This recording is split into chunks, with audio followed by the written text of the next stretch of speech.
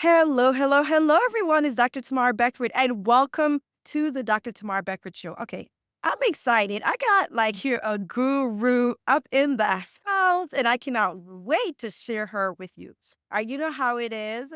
Now, here's the thing: there's so many people who are battling burnout.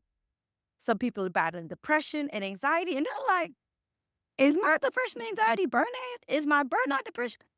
Don't worry. Today we're gonna fix all of that. Like I said, we got a guru in the house. So let me bring her in. So you guys are not sitting there waiting. So this wonderful sister doc of mine, she's a graduate of Morehouse School of Medicine. She did her residency at the Virginia Commonwealth University, and she did it in psychiatry. As with most of my guests, she didn't stop there. I need some more training. So she did a fellowship in geriatric psych at Emory. Not only is she a psychiatrist, she's also an entrepreneur with a passion to revolutionize behavioral health treatment. She's the CEO and founder of two Georgia based companies. One is Blueprint Psychiatry, and the second is Blueprint TMS Wellness Centers of America. She's earned hundreds of 5 stars reviews from her satisfied patients. She provides personalized, cutting edge care focused on treatment, resistant depression, and other mental health conditions. She used like genetics, blend with genetics and advanced technology, nutritional coaching to deliver exceptional results for her client. Let me tell you, Dr. Nelson, she has gained national recognition. She's been on CNN, she's been on Fox. Her work has appeared in like Working Mothers, Voyage ATL, Canvas Rebel, Atlanta Magazine. She's also a top doc in Atlanta. And that is based on the recognition from her fellow colleagues. Now, she's also an author of two books. The first is Blueprint to a Better Mental Health, which she wrote, and then she's also a co-author on a book with big name. If y'all know Lisa Nichols, y'all know Lisa Nichols, then you know Dr. Crystal Nelson. So she's a co-author of the book Against All Odds. Who am I talking about? This is my sister friend right here from the ATL, Dr. Crystal Nelson. Oh my god. Who are going to go? Well, I'm literally gonna have to just bother you. Like you are the ultimate hype man. Like, listen, you can give your bio everywhere you go. That's what she talking about. Freaking awesome. Yuck. I'm after a vegan. Hey, hey, hey, hey. Thank you so much for stepping on with us today. I cannot wait to have this wonderful conversation because you're such a breadth of knowledge and a lot of experience. And so to be able to share this with my audience, I'm very, very, very excited. Now, here's the thing. Before we get into the meat and potatoes, we're going to start at the beginning. So tell us, when was it that you decided that you wanted to be a doctor? That was honestly pretty young, probably like Mhm. 5 or early. And my grandmother in her house, she would have the medical encyclopedia sitting on the table. Mm. And I started, 5 years old, so now I know how to read, and I would read it. And talking to her, I found out that she wanted to be a nurse. And I love my grandmother. So I would say, man, I'll be a nurse, Nanny. And she says, oh, you don't have to be a nurse. You can be a doctor. And she was really the first person to put that in my head. And then, all of us saw the Cosby Show growing up, and then we got to actually see a visual image of a Black doctor. So she planted that first seed, and then I saw that it was possible that we could actually Mhm. be doctors. And so 5 years old from there, when people asked me what I wanted to do, I said I wanted to be a doctor. I would literally sign Dr. Crystal on toilet paper in the bathroom. Or in the box. I would write my name. My dad would tell me, practice your doctor's signature. So I would climb it on toilet paper in the bathroom. And I so they were like, well, I love it. well, Alrighty, so how was that graduation when you got the MD? What your dad say? because There you go. in a Morehouse School of Medicine was so Mhm. special. You get to choose who hoods you. Oh. And so my father got to hood me. And, Mhm. it was just a whole a whole, complete circle moment because Absolutely. he picked up once I said that I wanted to be a doctor, he Mm, was that person that would say, "Well, what how you gonna sign your name? What's it gonna look like?" I do this with my patients now. My father did it unconsciously, mm, but he had me see it, reality, and mhm. so I would dream it up, and Yeah, then it actually came true, and he got to be there for that moment. I love it, and it's that whole thing that we like and we do, like, you and I are part of a group of other physician entrepreneurs. We do a lot of visualization, right? And that's just like Yeah. your dad had you visualizing it, and in real time, he said, "No, no, just don't see it. I need you to write it."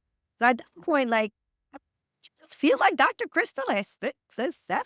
Like, the crazy thing is that when you put something like that in a child's mind, the beautiful thing about being a child is you don't have any objections. Mm, So I had no reason to believe that it couldn't happen. right. So there really was no other option in my mind. I would rather being maybe a backup dancer, but Like, there was nothing else. Alright, we gonna have to have that conversation because so am I. rather But no, way back, not I'm back in the way back, way back. I love it. I love it. Yeah, when you really plant those fertile minds with the list of possibilities and then you continue to nurture it, it's just endless what a kid can do. So I love that, it got planted in dreams and aspiration that were from your grandmother, that she did not have that opportunity. And that story is, right. is common with a lot of us, right? Because mine is similar. Actually, was my dad. And he used to write Dr. Beckford. So you can imagine how I felt when I became the Dr. Beckford that he wanted to be. Like, Right. it was just like that same full circle moment. So I can see how planting it and then seeing and being able to be the reality of the dreams that your family had and they didn't have the opportunity and then Yeah. you got it and you were able to. It must have been such a precious moment. Was grandma able to be there to see you graduate? She was not. So she passed away when I was in my freshman year in college at Mhm. Spelman. But my grandmother, I always tell the story. She was the only person in my family to come to Spelman's campus with me, and she walked the entire campus. My grandmother never learned to drive a car ever, Mhm. and she came on a Eastern Star trip. She came to Atlanta for Eastern Star convention. She shows up to Spelman's campus and she has on pants, and I had never seen her wear any pants. So of course, she was embarrassed, and I'm like, "Nanny, you have on pants." And she was, you didn't think I was gonna walk this whole campus in a skirt, did you?" But she made me take her in every building, and she walked that campus with me. So I know that she was proud. She didn't get to see it all the way to the end, but she saw the beginning of me being at Right. Spelman College and starting that journey from where she wasn't able to reach that. Yes. Yes. I Yeah. love it. Alrighty. So, we planted all of these seeds and you kept Yeah. getting that fertile mind watered, watered, watered. And then you got into med school. Now, here we go. When you went into med school, did you think, okay, I'm going to go in and I want to do psychiatry? Or did you have another specialty in mind? What was it? Yeah, no. So the only specialty I was aware of that we could was the OBGYN because that was all I saw on the job. So I was going an OBGYN just like Cliff Huxtable. And so I went in thinking I was going to be an OBGYN. And then I made my way to those OBGYN nights and waking up and delivering babies in the middle of the night. And I did not enjoy it at that point in med school. After third year, I had my own child. I had my first child. So then Mhm. I'm leaving my baby at home to go and deliver other people's babies. And so I Mhm. told my attendant, my mentor at that time, I said, I don't know if this is for me. And she says, well, have you ever thought about psychiatry? Because you spend a lot of time with the women postpartum. Mhm. And I have to pull you out of the rooms. You're staying in there postpartum. And I said, oh, psychiatry, I've been that rotation. And that's not for me. Because Oh, Yeah, I didn't enjoy it because the only view I really had at that point was inpatient psychiatry, Yeah. and I didn't enjoy that. And so she says, "No, you need to see the whole scope." And so she encouraged me to do an acting internship over. I actually Mhm. did it at Emory, an acting internship in psychiatry, and I got to see a broader scope of psychiatry, got to see outpatient and see how you could niche it to the areas that you wanted to focus on. And after that, I was like, "Oh, this is the type of doctor I imagine myself being in my head." 'Cause honestly, Mm. I really saw myself delivering babies. But that's I just wish what you saw on TV, so God, that was yeah. really kind of new. But I saw myself in my head sitting down with my patients and talking to them and being a part of their lives. I saw myself as a psychiatrist in my head, but I didn't know a psychiatrist actually a medical doctor. Yes. And Yes. so that once I realized that that was the fit, and here we are. I love it. Now here's the thing, shout out to mentors, um, Yeah, clinical rotation, the heads who sees within us med students this drive, this ability that we don't see within ourselves, right? yeah, Like shout yeah. out I to believe. being able to open that mind. Yeah, I mean, absolutely. I remember sitting down with my mentor, and I said, "But if I go into psychiatry, then what are my family supposed to say?" Because and I said, "Well, a lot of black people don't know a psychiatrist is a medical doctor. Mhm. They're not gonna think I'm a medical doctor." And she says, "Don't worry about that. They will." And so I said, "Okay." And I just trusted her. I trusted her. As our mentor, Dr. Una, I was coachable. Yes, I was yes. coachable. I thought core it, and it was the right advice. Yeah. Absolutely, absolutely. You know, being able to see a way for us to provide care in the way we see it in our heads to the patients, because medicine, it takes a lot. It's a lot of hard work to get to that quote unquote finish line, which is to get the degree and the training. So doing all that and not being able to know or even feel comfortable as in this specialty is the right one for me, it is hard because it's a lot of years and a lot of toiling if you don't do it the right way. So I'm glad that you were able to see and find and get guided to this Yeah. specialty that is like, alrighty, oh my gosh, this is what I've been looking for. And it has a name. Oh, okay. It's psychiatry. Then also another shout out to the first time and having a very limited exposure is not enough, right? Because you got exposed to just Right. the inpatient. So you think that I'm just dealing with like the extremities, but you didn't get exposed to the outpatient one initially. So once you got the breadth of it, then you were able to make that decision and you felt good. Alrighty. I think so. Looking at medicine in general, Mm-hmm. there's so much creativity Yeah. in it, and sometimes, like you said, we'll get a little snippet, and you have to get through med school, so you get little snippets, but, Mhm.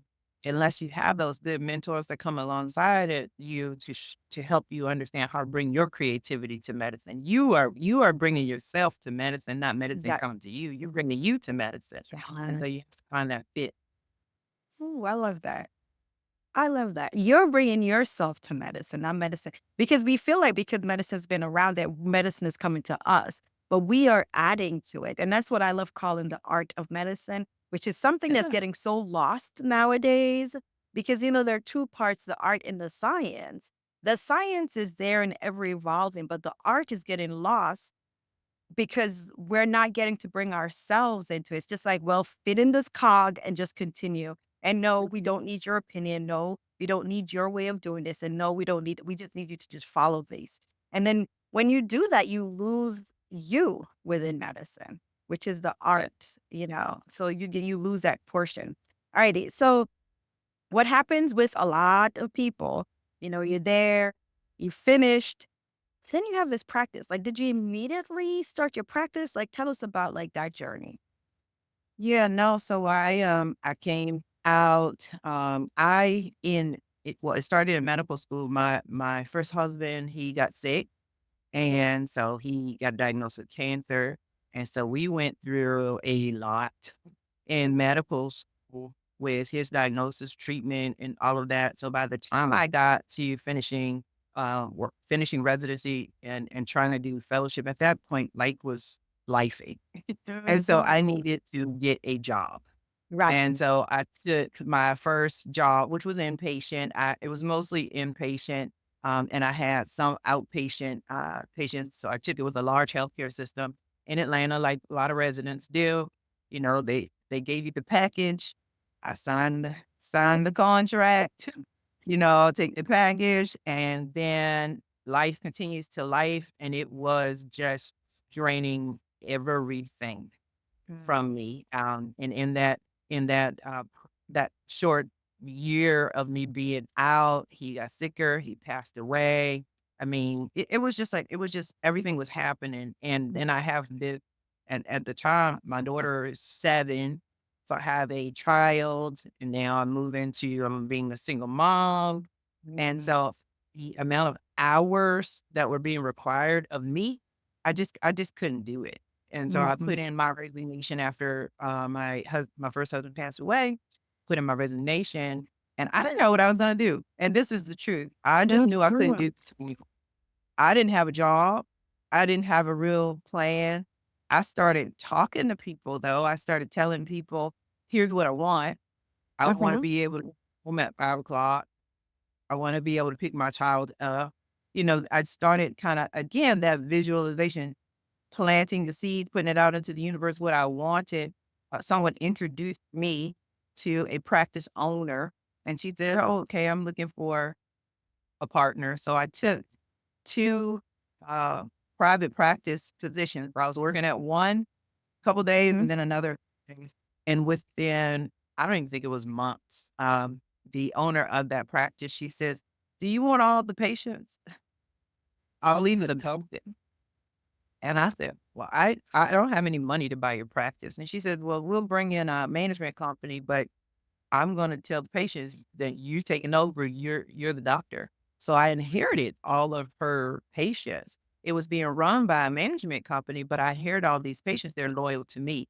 Right. And so over time, management companies, just like all the private equity companies do, they want, then you to start producing. And so that at that point, I said, okay, I'm going to leave. I didn't have a Mhm. contract. So when I left, all of those patients over all those years, I was like collecting patients all over the city of Atlanta. And okay, out there, go and open my own doors. But one thing I'll say, and people have asked this, at that point, I didn't have any fear, partly because I've been through some difficult stuff. Yes. And so it's like, wow, you can go to school for 30 years. You can deal with a husband who had cancer, still get the degree. Like, what do you have a fear about starting your own practice? Mm. What was the fear? At worst case scenario, I have to get another job. Wow. Yeah. And the perspective, right? Yes. And it amazes me, and you and I both know when Mhm. talking to physicians, we have that fear Mhm. about starting a private practice or going out and doing something. And we are the people who should have the least fear about doing something we don't know how to do. That's what we've What been is the point here? Well, like, what can't we do? yes. Mhm. Mhm. So, yeah. Yeah. Wow. You've gone through so much at this point in time. Like you said, to the point that what it built up was just an armor. Like,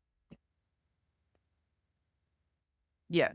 I'll Yeah. just start it. And if I start it and it doesn't work out. But you see how we put this, and we're gonna get into this because when we talk about like the mental portion about the burnout, the depression, and anxiety, we'll get deeper into it. But let's like real talk. We really amplify how things have to work out the way we see it in our minds. And if we don't, then we don't even start. Yeah. If we can't see it, we don't start. If Yeah. we feel like we can mess up, we don't start. If we're doing it at and we consider it messing up, then we put this huge pressure on ourselves that we have failed and life's gonna this. But when you really think it in the grand scheme of things, like, oh, I mean, that's all part for the course. I mean, really, all of it, you know, and in mental health, I mean, one of the big messages I share with clients all the time is, your mental health is a journey. There's no destination point. yeah. Really, there's no destination point. You're never going to get to this point, but I got it. Right. I'm great. No, there's gonna be more and more. And so, all those hardships and things that I had experienced, I mean, I didn't have a choice on some level other than to just stay in the journey. Right. Just, keep moving and see what happens and eliminating a lot of that fear because that's the Mhm. biggest thing that gets in our way about, taking these leaps and trying new things and reinventing ourselves. Yeah. Is the fear failure, and Mhm. really that's not even real. It's an illusion. What are you in? You what? Maybe, if you've gotten to this point, there is really no such thing. It's really that failure, just not starting, just not moving. And Mhm. that's failure. But if you are moving and something doesn't go exactly the way you planned it to go, learn the lesson and keep moving. Keep moving. I love that you're saying that there's no destination to this. Now let's even talk about like bring this into like, burnout. I'm pretty sure understatement of this conversation is that you experienced burnout. When you were at your depths of it, what did that look like? So it's like everything just being gray. You're just, I mean, you're doing the things and you're looking like all the things, Mhm. but there's no color to it. There's no vitality to it. You are just robotic. And I think a lot of people, whether they're in medicine or other high paced careers, they know what that feels like. You're just doing the things.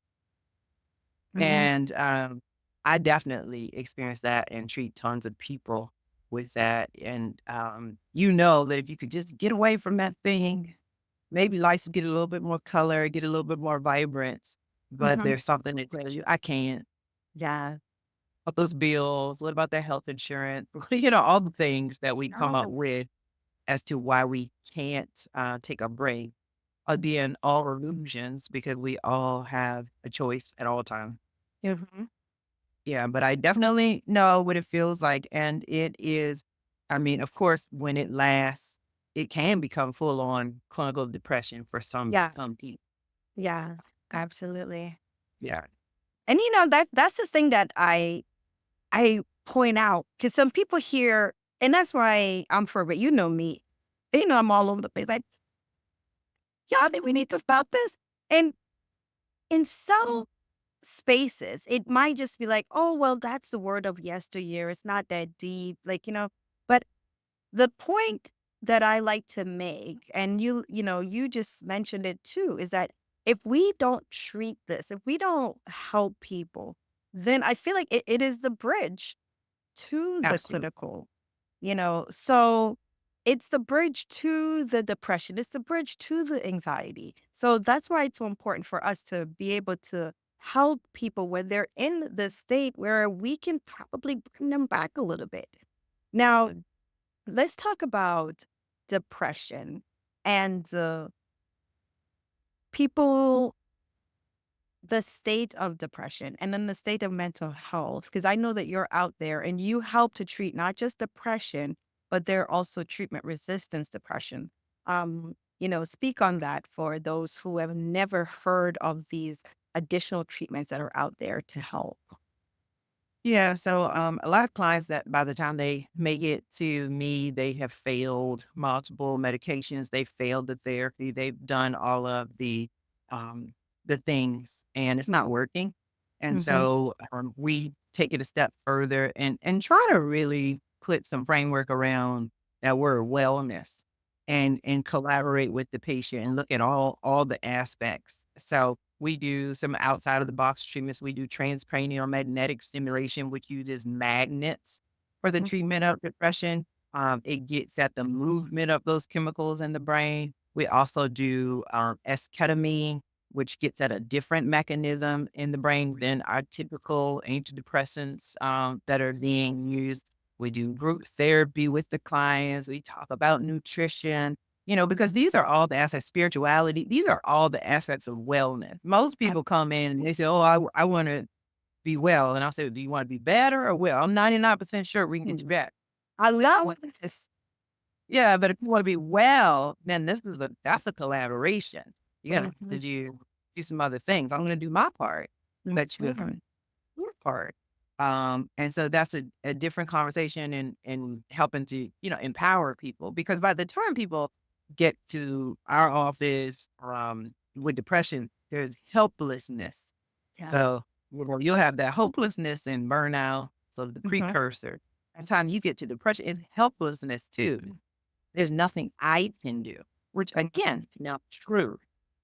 There's a lot that you can do. You might need the proper encouragement, the right people to come alongside you, but we try to get them back into a space where they are feeling that they have some ability to make a change in their life to get a different outcome. So empowering them. I love it. When I read your bio and we talked to I read a portion that says nutritional coaching. Now, a lot of times when we hear about, like you said, I want to be better versus want to be well. Well is an overarching thing. And I love that distinction, especially that you put it up front. Like, listen, where do you want? But nutritional coaching is a part of the wellness in what you provide. I'll be honest, I never thought of nutritional coaching in the psychiatric sense, in that portion of wellness. So open up the minds and the doors for those who are like me that have never really thought about it. Like, how does the nutrition help to support the wellness for one who's suffering from the mental illness? Yeah, I'm so glad you said that because I say this a lot where Mhm. somehow, and I don't know when, where there's starting to become a disconnect with people making the connection of, how I eat, the food that I eat, how I take care of my body, and that having a connection to how they feel. So there's like this separation in medicine on that because if you Yes. talk to a patient, about their blood pressure, you say, "Hey, you need to lose some weight." They get it. I need to lose some weight for my blood pressure. But if you say that to your patient with depression, or you say, "Hey, you need to change your diet," like, well, why? Yeah, they're like, what We that got to can't. do with this? And I'll say because your mind and your body, they're not these separate things. All health involves taking care of your body and eating well. Every area of health, your mental health is not separated from that. So, and we all know that on the level. You could today, you and I, we could go and say, we're gonna go eat some pizza and cake. 2 hours later, we are not gonna feel that great.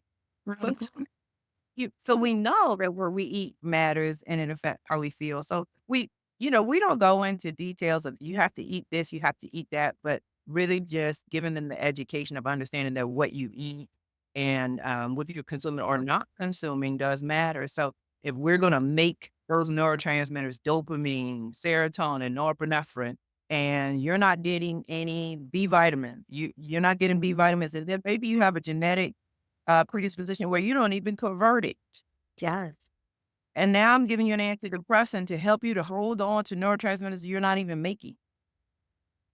Well, Mhm. that's the first conversation to be had with the patient. Well, how am I getting the chemicals from the start? So, and we Mhm. think about we now in society where we have a tremendous amount of depression and anxiety in that younger population. Think about our Mhm. like 18 to 25-year-olds.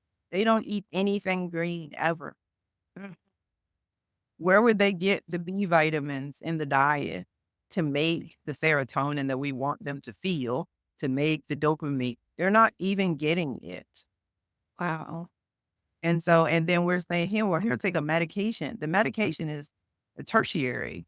Right. Like we've got to make sure that we're talking about, first and foremost, are you moving your body? Are you eating the proper foods?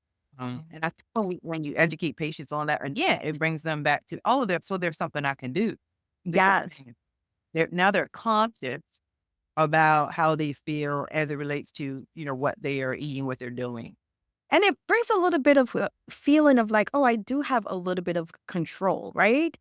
In that, Yes. because that's the whole point, that once you get to that state, you just feel like when you said that helplessness, like there's nothing that I can do. I'm coming to you, but I don't even know if there's anything that you can do too. But you know what? Right. I'm gonna give you a chance. But Right. then once you realize, wow, there's a little bit of power. Yeah, I've been looking at my diet, and all it is white and brown, which is just Right. starch, starch, starch. Right. And Right. there are no colors to it. And then you start bringing in the colors and you realize, like, wow, I've been deficient, nutritional deficiency, which is probably what's going on with a lot, because a lot of our meals, like we're moving a lot of the nutrients before, and then we're trying to like dump these fortified versions of it. Exactly. Exactly. So it should not really be an overall surprise to us that we have this much depression and anxiety going on in the United States of America. I mean, look at our diet. I mean, even for you, for me, where we know the things that we should be eating, being able to get access to those food while you are running a busy day, all of that, it takes intentionality to do that. But the first part of being intentional is to become consciously aware. Yeah, So, and I tell people, then you can start celebrating the little small things. It's Thanksgiving, fill your plate up with half collard greens. So, you mhm, know, so you can just make small steps like that towards change. And action is really what changes all feelings. You got to move into action. So, if I start now moving into some level of action, then I can celebrate that, okay, I'm going to get a better outcome. I just have to be consistent with those actions. absolutely. Oh man, this is powerful. Alrighty, so we've talked about the depression in our population, and also the bridge to depression, but also we know that there's the bridge to anxiety. And that's another thing that has spiked. Now we know that some anxiety spiked because we had COVID, and COVID was just like, all right, I'm gonna just wreak havoc on everybody. Nobody's immune. But with so now we're a couple years out, like 4 years. I'm putting quotes out from COVID, but anxiety is still very prevalent. And some people who never would never have considered themselves anxious people are finding out, wow, that was probably an anxiety attack. So let's speak to that. Like, how does one quantify anxiety, and what are some of the most common ways that you've seen it show up? And what are some things that we're not thinking about, just like with this nutrition, that can probably help? Yeah. So, what depression and anxiety both. I Mhm. mean, when we're looking at both of those, we have to look at, is it affecting multiple areas? Uh, So where is it showing up? But I think that's probably the biggest thing to just yeah.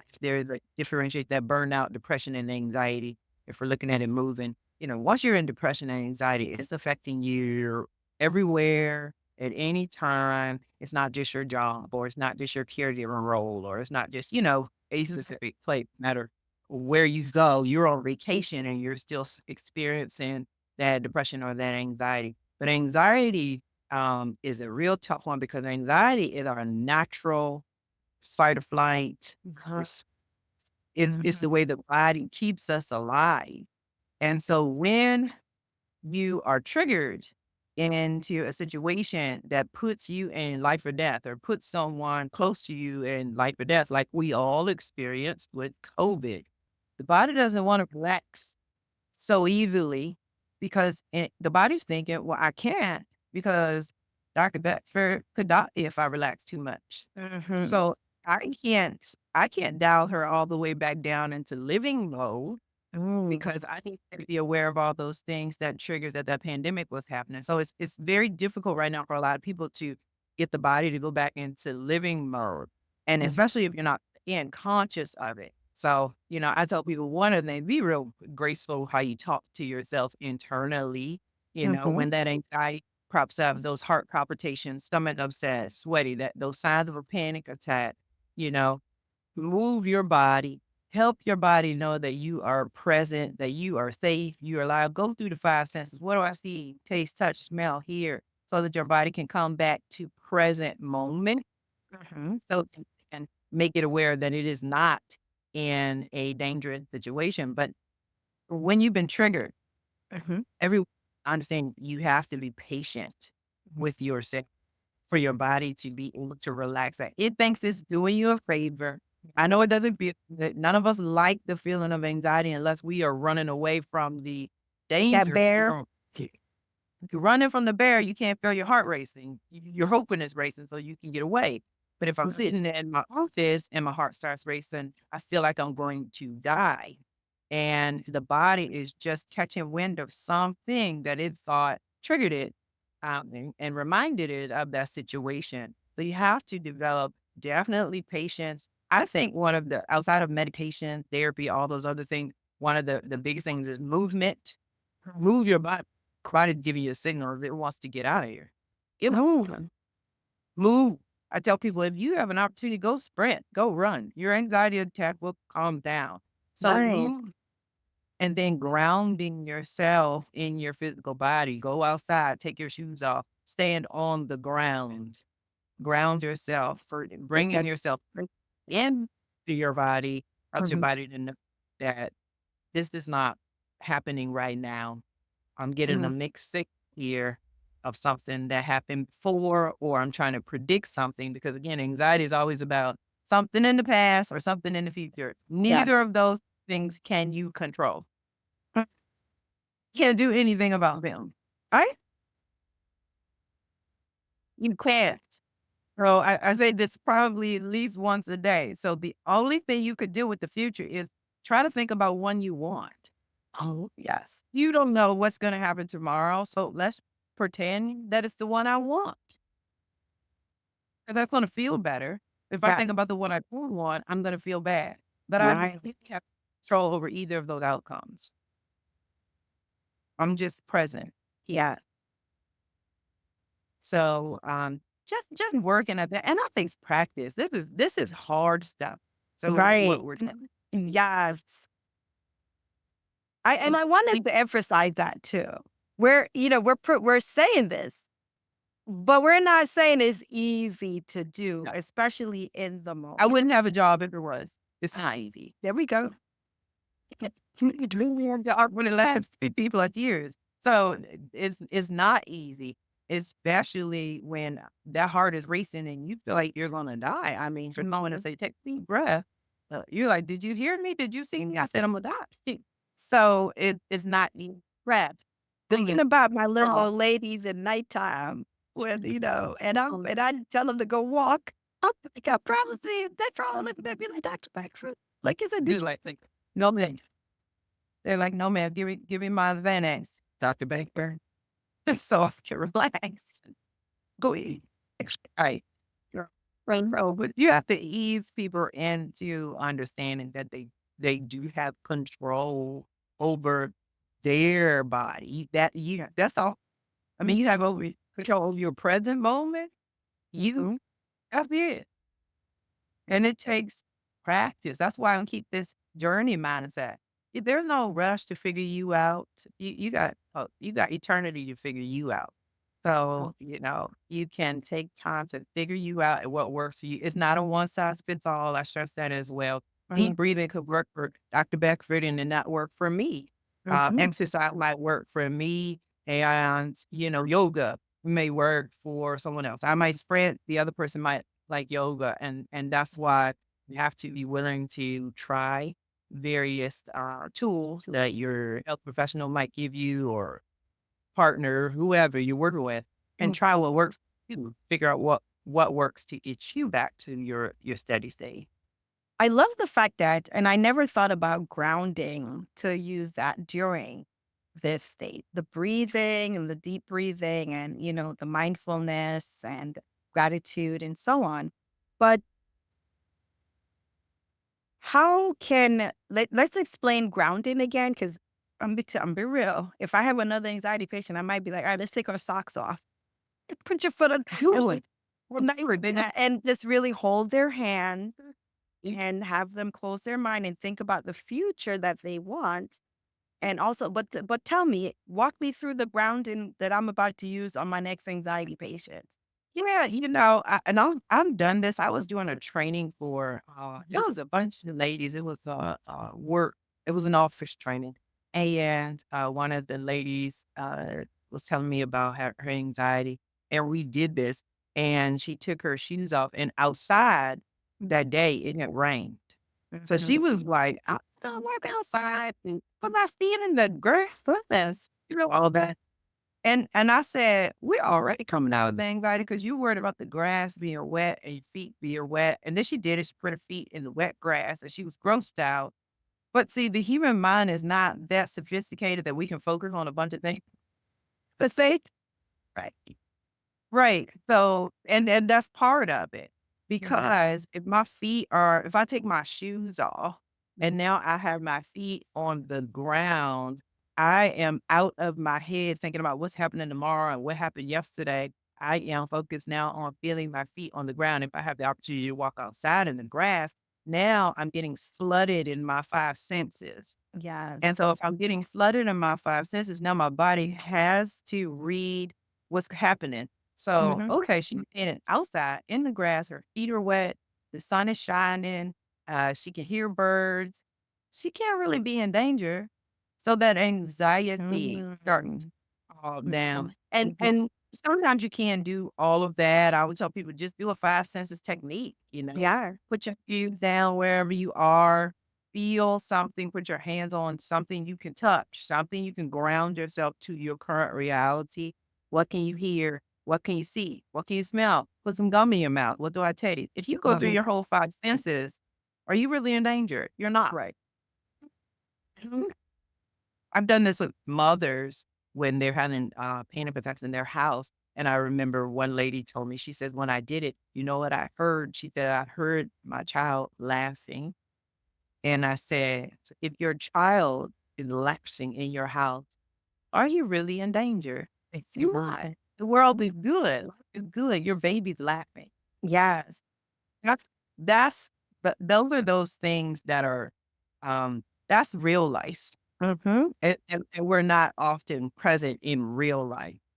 We're present in something again that we already lived or something that we don't want to happen in the future, but real life oftentimes is completely fine. It's usually boring. So we start making things up. We create drama. Yeah. Yeah. But that is very powerful when you start to ground yourself, or tapping into the senses, as we say, Yeah. and you realize I am in a good state. And then your brain is unable to just be like, oh, you kind of break that circuit, right? It Yeah. starts breaking that circuit and then looking and realize, what? It did work good. Yeah. And I like that picture for people to think of just like break the circuit because that's Mhm. really what anxiety is. It's Oh, this good. looping circuits on time and the person is thinking the same thing and it's Mhm. repetitive and the momentum is going so fast and they're thinking Yes. that same thing until they're creating a false reality, one that they Mhm. don't want and they don't like. But the great thing is the human mind has the ability to do the same thing with something you want. Yeah. You can do the same thing. That's how I'm a doctor. That's how you're a doctor. We Mhm. did the same thing, just in the opposite direction. So just being able to explore and, have those who are going through it, be able to give them that gift. So like, here's this gift. You have this gift of using imagination this way. Love it. Love Yeah. it. Love it. Yeah. Alrighty. Yeah. So there's so many parts to this. And I love it's not completely obvious to everyone who is listening. I love this stuff. So I can have Dr. Crystal here for hours and hours, but she got patience to see. So I'm going to ask her my fun question of the day. Alrighty, Dr. Crystal. Now I got to think because I was so absorbed in this conversation. I was pulling some stuff out. But alrighty, if you weren't a doctor, and you're an author, so if you weren't a doctor, an author, um, I'll allow it. We did say dancer. Yeah. Mm, I might give you a little, leeway with that. Um, and an extraordinary person overall, what would you be? I would definitely say probably a singer, an entertainer. I'd be in the entertainment industry for sure. Putting me right behind that might have been if this were 20 some years ago, maybe even an athlete. An Yeah. athlete? Yeah, yeah, Can we maybe a do runner. athlete or entertainer? What are we doing? I would say entertainer. That'd be the first. Right, entertainer. Entertainer. Okay, and I'll be your backup dancer because you said you were singing, Yeah. right? Yeah, I'll sing, dance a little bit. See? But Yeah. so here is my thing. This is, and as I say with all my guests, I have this utopia that I have created for all my physician friends, and they have roles in my utopia. So you will be in my entertainment section. You, me, my other friend, she's a backup dancer too. And then Tifal Dr. Toyosi in Tifal she's dancing too. And then we also have a couple of our physician colleagues who are doing urban planning, and someone likes doing floral arrangement. I think bakers. So we have stuff for our concession stand because we got people who are baking goodies. And we also have those who are doing the interior decorating. So I'm telling you, this thing is fly. And then outside, we got some people who are travel photographers. And we have the forest ranger. All right. So we going out in nature. What you did? Wow. Can you our utopia is filled with it all. So I love it. So once we do everything inside, we could go outside and walk out in the forest and have our travel journalists and travel photographers take pictures of us. So we're good. Yeah. It's too funny. Alrighty. So with all this, I loved this wonderful conversation, but I know that there's some people who want to connect with you and they want to find out, number one, about the book. You got, your blueprint to a better mental health book that's available. And then you also, Against All Odds, that's also available for those people who want. And then they want to know, like, Nima, I think I like Dr. Crystal. I might need some help, or my cousin, you know how it is with my I need your help. Real You little know, friend. my friend might need your help. So are you available? Tell them how can they get into your world? Yeah, so probably the best place to go for all of that would be just to go to blueprintspsychiatry.com. You can ask for more information. You can send emails. You can purchase the books on the website. Mhm. To follow me, go to Instagram at Dr. Crystal Nelson, Dr. Crystal Nelson. And I post, keep up with the things that I'm doing. I do have something coming December 9th. I'm going to be a producer for a one night only Broadway show with Lisa Nichols. So that's exciting. So anybody that yeah. So, I'm doing a little bit of that entertainment, put a little toe in it. So it's a little career, but maybe the other areas of entertainment. So Love it, love it. And that's going to be in New York, New York. yes, it'll be at the Samuel Friedman Theater on Broadway. Like we said, December 9th. December 9th. One night Yeah. is one night only. One So, night. the tickets have not gone on sale just yet. That's coming probably within the next week or so.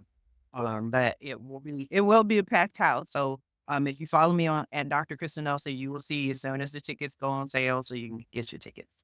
Love it, love it, love it. You see, Who doesn't want to go to New York City in December, Christmas time? So, like, come on, this will be a come good on. time. I love see, that's the thing that I always ask. Now, here's a thing that I've noticed with all of my interviews, it all comes full circle. Whatever someone Yeah, says, either when they were younger or that they want, it ends up happening. And that's still the yeah, power, and we talk about of what we have in our mind, the power of imagination, the power of visualization. Those end up being our realities. So absolutely. use all of that, use all the tools and that we've learned in this wonderful conversation between me and Dr. Crystal Nelson. If you are burnout, if you are in the state of depression, the state of anxiety, just recognize that it's a journey, and it's a journey that there are tools that you use along the way to get through when you have that part of the journey that we Crystal and I were in a group together where we talk about the valleys and the mountains. So when you're going through the valleys, you have these tools to help you. And she has a wonderful set of the tools in her wellness center. So like we said, I think the best is that you want to get better or do you want to get well? And of course, Door choice. I love it. It's your choice. Alrighty, so now those some people they jump in, and I'm telling you, Dr. Crystal, they tell me all the time. Like, wait a minute, I just came to the end, and y'all look like you were having so much fun, and I'm like, yo, what? But this entire conversation is available on our Your Curing Docs website. That goes to URCARINGDOCS.com. Select podcast. You'll see Dr. Crystal's beautiful face. You can download this episode and send it to 10 of your friends, especially if you want to get some tickets to the one night only. You gotta make sure you follow her.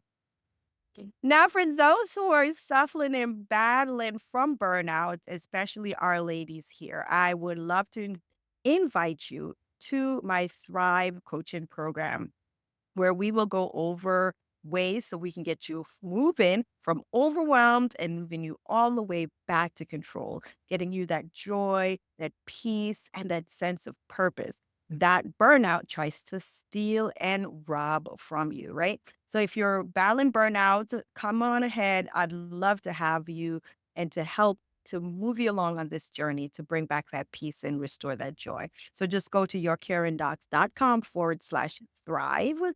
That's yourcaringdoc.com/thrive. And I'd love to help to shuttle you on this wonderful journey and to be there as a support. Alrighty, Dr. Crystal, any last words for our people before we say goodbye? I'm just gonna say, guys, and this is we're nearing the end of the year, holiday Mhm. time. If you heard Dr. Beckford made that offer to you guys, and you're dealing with burnout, and it is October 24th, sign up, get help now. It is not gonna be better December 24th if you don't do something.